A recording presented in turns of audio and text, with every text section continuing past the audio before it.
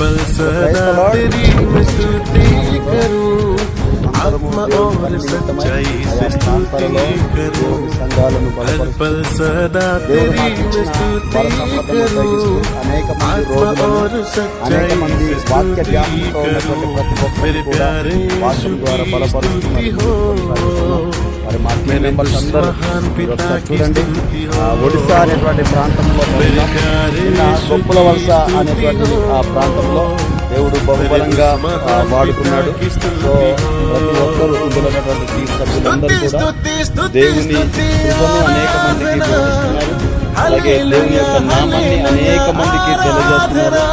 వారి యొక్క జీవితాల ద్వారా దేవుడు చేసిన అనేకమైన విషయాలను అనేక మంది అనేక మంది ప్రభు దగ్గరికి రావడానికి ఆకర్షితులవుతున్నారు.